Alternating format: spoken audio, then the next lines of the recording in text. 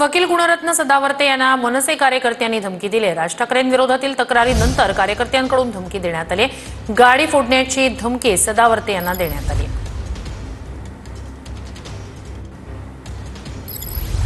कोण बोलताय? मोकल बोलतो। राज साहेबांचा महाराष्ट्र सैनिक। कोण बोलताय? अंतरेश मोकल बोलतोय। अंकलेश मोकल। अंकलेश मोकल। हाँ बोला।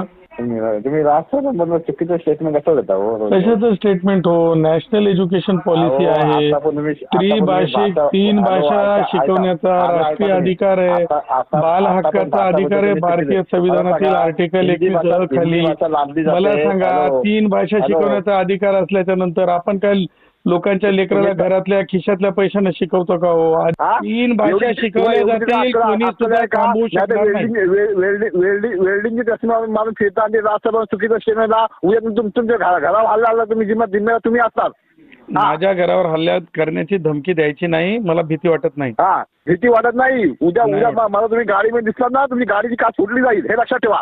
प्रत्येक महाराष्ट्रासाठी तुमच्यावर रागाने बघणार आहे। तुम्ही अशा धमक्या देऊ नका, संविधानिक बाजू मांडताना तुम्हाला एवढं पण समजत नाही का? हिंदी भाषा लादली जाते आपल्यावर, तुम्हाला लाज वाटली पाहिजे। संविधानिक बाजू मांडताना मला भीती वाटत नाही। लास्ट आम्ही राज साहेबांवर आता चुकीचे राज ठाकरेंना सुधारायला सांगा, राज ठाकरेला सुधारायला सांगा। त्यांना दादागिरीची भाषा केली तर योग्य त्या न्यायालयामध्ये उभं करू, सोडलं जाणार नाही। राज ठाकरे थोडंच जागीरदार आहे, हे शिकलं पाहिजे ते शिकलं नाही पाहिजे, ते केलं पाहिजे हे केलं पाहिजे।